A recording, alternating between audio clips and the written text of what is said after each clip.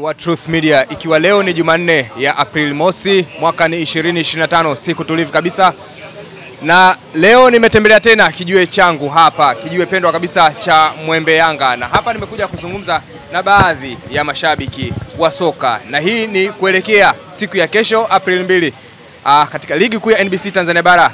Young Africans atakuwa pale Tabora akiwa mgeni wa Tabora United.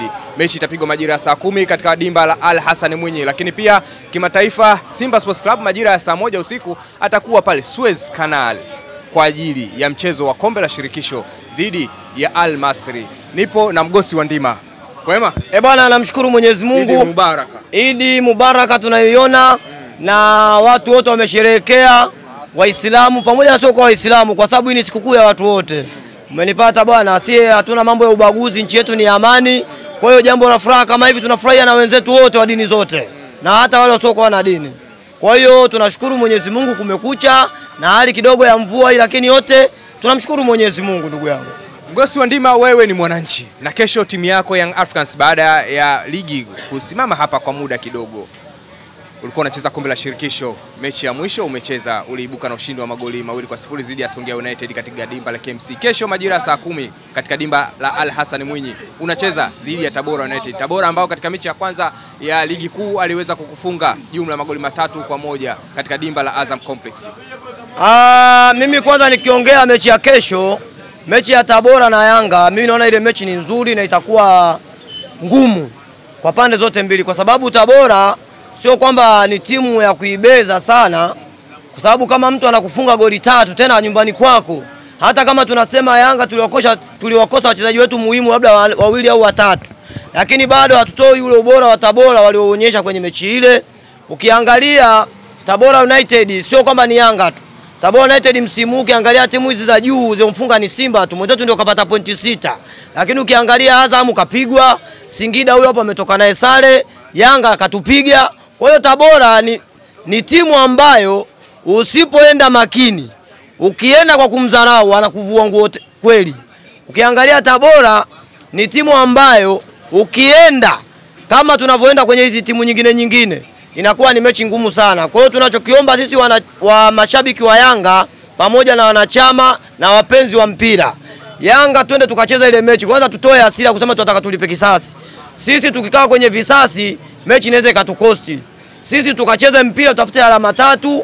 Alama 3 sisi ni muhimu sana kwetu wakati huu. Mimi naweza nikaisema kwamba ni muhimu kwa sababu kutokana na hii sakata inaendelea, mchezo wetu wa dabi na watani wetu kuahirishwa au kupeperushwa, ukiangalia mtego tuliowekewa sisi wananchi huko hapa kwenye mechi hizi 3 ambazo hizi mechi nazitaja hapa. Mechi ya kesho, mechi ya tarehe 7 na ya tarehe 10. Utaje unacheza na timu gani? Kesho na nani? Kesho nacheza na Tabora United, tarehe 7 na Coastal Union, tarehe 10 na Azam. Hizo mechi 3 mimi naambia kabisa wananchi tukae makini sana. Mtego tuliotegewa wananchi huko hapo. Kama unakaa una D2, mtego tuliotegewa wananchi huko hapo. Ina maana hapa tukidondosha hata pointi 2, tukitoa hata sare mechi moja, ujue ndio tayari ratiba sasa itapangwa. Tutaikosa haki yetu ya msingi tuliosimamia, kwa sababu tutakuwa tayari tushadondosha alama. Sasa utaambiwa bwana, mechi yako itapangwa, ukitaka cheza, usipotaka mwenzio akishinda mechi zake anakuwa bingwa. Na tena hatuna jinsi, inabidi lazima ukubali. Unakubali ndio, kwa sababu wewe ukakubali mtu awe bingwa wakati umemfunga akakupa pointi 3. Kwa kanuni tena kuna kwisha. Ndio maana nakwambia hizi mechi 3 hizi huu mtego. Kwa hiyo wananchi twendeni tukapambanie hizi pointi 9. Ni muhimu sana tarehe hizi siku 10. Mgosi wa Ndima, wakati wewe unasema mechi ya Tabora United kesho una mechi ngumu, lakini Ali Shabani Kamwe, msemaji wa Young Africans, amesikika akisema kuna watu wanazusha kuwa kesho Young Africans ina mechi ngumu, lakini kiuhalisia mechi ya kesho sio ngumu hata kidogo. Yule ni msemaji kama msemaji. Msemaji kaongea kweli. Ukiangalia uzito wa Tabora United na Yanga kweli kuna utofauti mkubwa, lakini haiondoi kwamba Tabora ni timu nzuri. Ukiangalia rekodi ya Yanga kufungwa goli 3, hapa tunaweza tukarudi mpaka kwenye ile ya Mbeya City wakati nataka kushuka daraja, ile goli ya 3-3 kule kwao. Lakini ukipita hii misimu karibia 3-4, hakuna timu ambayo imemweza Yanga ikampiga goli 3. Ina maana Tabora alionyesha kwamba mimi nina uwezo wa kukufunga. Sasa uwezo ukaenda kwenye mechi kama hiyo ukaanza kudharau, ukasema kwamba Tabora anaenda kuchukua pointi mechi rahisi. Yeye ni msemaji, kaongea ni kweli, lakini sisi tunafuatilia kila siku mpira na tuliona matokeo ya Chamazi. Mimi naweza nikasema mechi itakuwa mechi ngumu sana, na wachezaji wetu inabidi watambue huu sio wakati wa kudondosha alama yoyote. Yaani kama tunataka kutetea mataji yetu, huu ndio wakati. Inabidi yote anayepita mbele atupe pointi 3. Masuala ya visasi, Tabora ni mtoto mdogo sana. Mimi naambia kweli, tumekutana naye mechi 4 toka pande daraja, tumemfunga 3, umenipata? Katufunga 1. Kwa hiyo, hii masuala ya visasi sijui na nini, haya masuala mimi naona kama ni drama tu. Tunatakiwa sisi ni kupata pointi 3 muhimu, kuzidi kujikita kileleni ili tutetee ubingwa wetu. Bosi Wandima, mkuu wa mkoa wa Tabora amechagiza mechi hii, ametia uzito kwa timu yake. Yeye kama mlezi wa Tabora United ameweka mezani milioni 60 na amewaambia wachezaji wao kesho wakafanye kazi. Kama kuna hela zitapitishwa, wachukue hela, wapige, lakini waingie uwanjani wafanye kazi. Yeye atakuja uwanjani akiwa na milioni zake 60 mkononi kwa ajili ya kuwakabidhi wachezaji endapo watashinda mechi dhidi ya Young Africans. Huoni ahadi ya mkuu wa mkoa inazidi kutia uzito kuwa mechi ya kesho inazidi kuwa ngumu kwa nyinyi wananchi? Hiyo ahadi yake ni nzuri, ni hamasa kwa timu kama ya Tabora. Lakini sisi tunasema tuko pale pale kwamba quality kesho itaamua mchezo huo unakuaje. Lakini sisi kama wananchi tunataka pointi 3. Ule mkuu wa Tabora mimi naona kusema kwamba yeye ni mlezi wa Tabora, huwezi kumzuia hata kama angeahidi milioni 200. Sisi bado kwetu wananchi tusingelichukulia maanani hilo kwamba bana mechi inakuwa ngumu kwa sababu kuna milioni labda 50 au 60. Tumeona aliweka 50, watoto wakaenda akapiga goli 3 pale pale nyumbani, wakachukua pointi 3 wakaondoka. Kwa hiyo sisi tusiangalie hizo milioni 60 walizowekewa. Sisi tutakuwa tuandae timu yetu ili tukapate matokeo mazuri, kwa sababu matokeo mazuri kwetu sisi sasa hivi Yanga ndio kila kitu. Wale Tabora ligi kwa washamaliza. Mimi ndo nakwambia hivyo. Tabora wale washakusanya pointi washuki daraja, wala huku top 4 kwenyewe wanaweza wasipate. Kwa hiyo wale wanaenda kucheza kupambania zile pesa. Sasa wachezaji wetu wasipaniki kusema sio alitufunga goli 3, wanatakiwa nafasi wanazozipata wazitumie.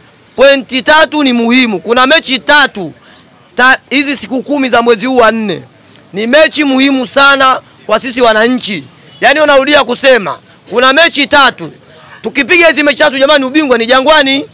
Tunaanza kuandaa ile basi letu tena lije.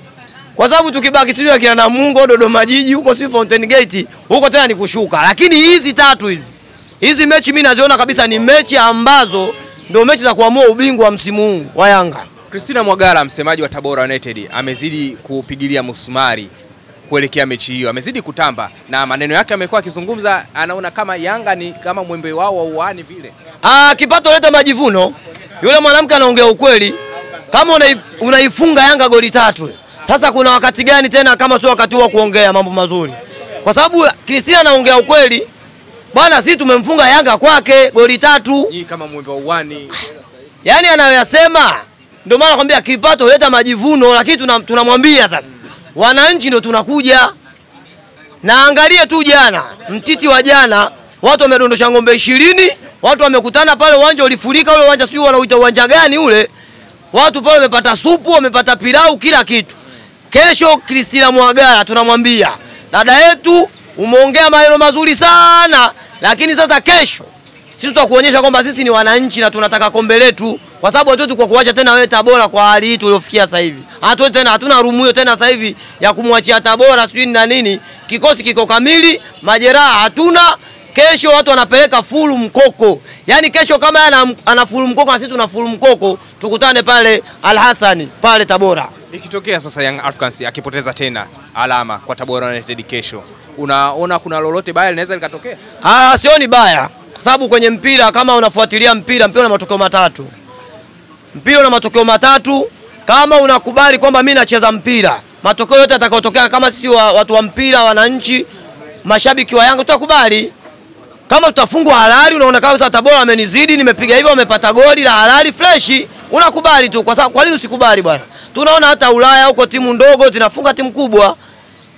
Mfano tu mwaka jana au mwaka juzi, Arsenal alikwenda kuchukua ubingwa, lakini kaenda kuzoea na Aston Villa sio misimu miwili mfululizo. Yaani anatakiwa mfunga Aston Villa sio timu mbili akatangaza ubingwa, Aston Villa anampiga. Arsenal anakosa ubingwa mara 2 mfululizo. Kwa hiyo kwenye mpira ni kawaida. Lakini sisi tunasema kabisa Tabora, hii trip hii. Bwana wananchi sijui mtatubeba na mbeleko gani kwa sababu tunaleta moto kweli. Yaani kesho mtoto hatumwi dukani. Sio ile ya Ucho katiza namba 5, sijui Nkane namba 2, Yakuba anaenda kumlalia Nkane. Kesho mnakutana na mzigo kweli.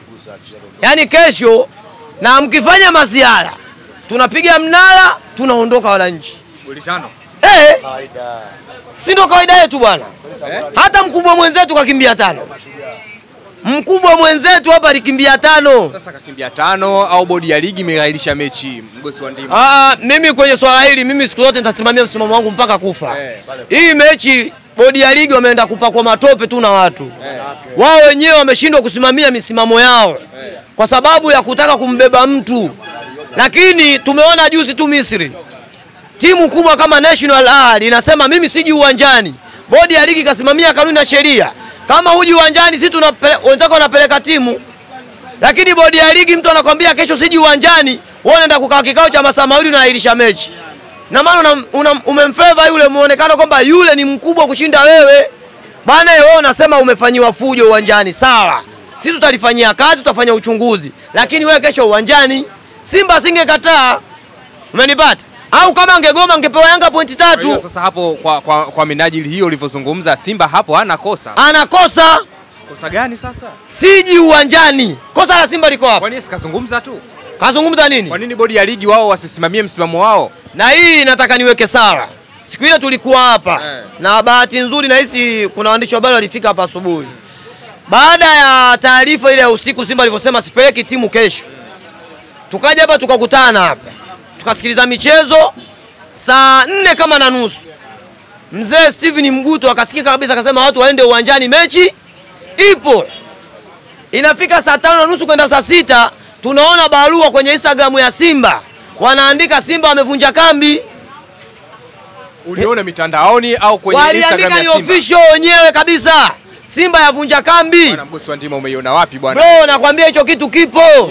Hatuwezi tukaongea kitu ambacho hakipo. Simba ile mechi ndio wao walikuwa hawaitaki. Sasa bodi ya ligi wakaangalia sasa. Huyu bwana kagoma. Kanuni zinasema hivi. Tunafanyaje? Unajua hapa ndio walipoingia dosari bodi ya ligi. Ingetakiwa tu kuambia ukweli Simba. Jamani, barua yenu tumeiona, inafanyiwa kazi. Leteni timu. Kwa sababu mechi ni leo. Hakuna kisingizio chochote. Sisi tutafanya uchunguzi, kibainika ni kweli, adhabu itachukuliwa. Tunaona adhabu ile kanuni wanaisema wao, ukizuiliwa kufanya mazoezi. Mbona iko nje tu?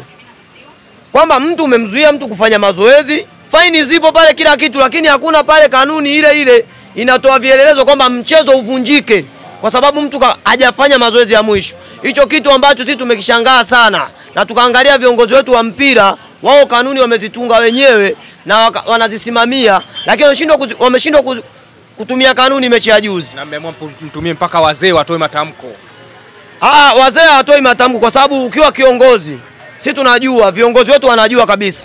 Kanuni hairuhusu kiongozi wewe kukaa kwenye media kama ninavyokaa mimi kama hivi shabiki na kuanza kupiga mawe viongozi wanaosimamia mpira. Watakuchukulia hatua, watakufungia. Na hata ukiwa shabiki kama mimi, kuna mipaka mimi natakiwa niongee. Nikizidi kuwavua watu nguo, tumeona wenzetu upande wa pili shabiki wao na mwanachama wao alifungiwa. Ina maana ukimvua mtu nguo anaweza kukufungia. Bana kutokana na hivi uliosema hili na hili, wewe bado tunataka maswala tena usishiriki au tusikuone kwenye michezo yetu. Wewe kama utaangalia angalia huko vibandani. Umeona vitu kama hivyo. Kwa hiyo lazima hii kitu kiangalie kwamba hii wenyewe wameshindwa kusimamia wenyewe kanuni. Yanga ilikuwa tayari kucheza ule mchezo, na hii mimi nalisema Yanga haina tabia ya kuikimbia Simba. Singekuwa kuikimbia Simba ingekuwa Yanga ile akina Kindoki. Sasa kama hutaki una tabia ya kuikimbia Simba Sports Club, sasa mbona bodi ya ligi inataka ipange tarehe ya mechi nyingine unasema uchezi? Wewe unamweza Simba? Unapanga tarehe, hii mechi iliahirishwa kwa sababu gani? Yanga anataka kujua yani mechi iliahirishwa kwa sababu gani? Ikitoka jibu hapo kwamba bana kuna rushwa, kuna amani ilivunjika, watu wamepigana, kuna mtu kapigwa kauawa. Sisi tunajua kweli jamani, kwa hali hii mpira unaahirishwa. Lakini kama unakuja na barua ile mimi siji uwanjani, bro, sisi hatutaki sasa hivi busara. Mpira sasa hivi kwetu ushahama sana. Sasa hivi tunatakiwa tusimamie kanuni na sheria. Simba na Yanga hawapo juu ya kanuni na sheria tulizojiwekea. Mpira unaendeshwa na kanuni na sheria. Mgosi wa Ndima, wakati hapo unazungumzia Simba, kesho majira saa 1 atakuwa pale Misri kucheza dhidi ya Al Masry katika mchezo wake wa robo finali ya kwanza dhidi ya Al Masry. Ndio. Kombe la shirikisho. Unaionaje? Simba anaweza katoboa kweli? Hizi mechi za Afrika kila mtu hizi mechi anazijua. Hizi mechi kila mtu anafanya vizuri akiwa kwake. Ila Simba ukiangalia kwa miaka hii mitano sita, Simba kafanya vizuri. Umenipata? Ukiangalia na huyo Al Masry. Al Masry ilikuwa kweli timu kubwa, ni timu kongwe kushinda hata Simba na Yanga. Watu wanaosema hivyo. Kwamba ilianzwa sio mwaka 1910 na ngapi huko. Sio na 19. Ni kongwe kuzishinda hata timu zetu hizi. Lakini ukiangalia mfululizo wa matokeo hii miaka 5-6, Simba kafanya vizuri. Kwa hiyo Simba anaweza kufanya kitu chochote. Kwa sababu ukiangalia Simba sasa hivi wao wanakuambia wanataka kuvuka robo kwenda nusu finali. Kwa hiyo wakipambana vizuri, wanaweza kupata hata sare au wakafungwa hata goli 1, goli 2-1, wakaja hapa wakamaliza mchezo. Uwezo Simba wanao kuvuka hatua hii kwa timu kama ile Al Masry. Mimi nawapa nafasi Simba kuja kufanya vizuri hapa, japokuwa mechi ya kesho itakuwa ngumu sana kwao. Naona waombea kheri. Unajua mimi ni mwana Yanga. Mimi na uadui na Simba. Lakini kwenye hili kwa sababu wenzetu wako kimataifa, haina budi tu. Inapokuja swala la mpira tuombe tu akifanya vizuri fresh, kwa sababu sifa zitaenda kweli kwao, watatutukana, watatuzihaki. Lakini mwisho wa siku Tanzania itakuwa ndio imefanya vizuri. Kwa hiyo kama watavuka hatua hii, watakuwa wanafuata nyayo za kaka zao tulizovuka. Sababu sisi tumevuka nusu finali tukapiga sisi Yanga. Sisi kombe hili mara mwisho kuja tumepiga finali. Na wenyewe mashahidi, kombe limeondoka kwa kanuni. Kwa hiyo njia tuliyoitumia sisi ya kuvuka nusu finali na kwenda finali, baada ya kukaa miaka 24 bila kucheza hata makundi, tumevuka. Na wao sio mbaya wakiiga kwetu. Kwani Mgosi wa Ndima, nani anapaswa kuiga kwa mwenzake, Simba au Yanga? Na nani mwenye mafanikio zaidi kimataifa, Simba au Yanga? Mafanikio, ukiniambia mafanikio, Yanga na mafanikio. Kwenye misimu hii miwili mitatu, Yanga na mafanikio. Yaani kimafanikio, nani mwenye mafanikio makubwa, Simba au Yanga? Na nani Yanga na mafanikio kuiga kwa mwenzake? Sasa hivi inabidi Simba aige kwa Yanga. Aige kwa Yanga. Simba aige kwa Yanga kwenye kombe hili. Mgosi wa Ndima, shukrani sana. Asante sana ndugu yangu.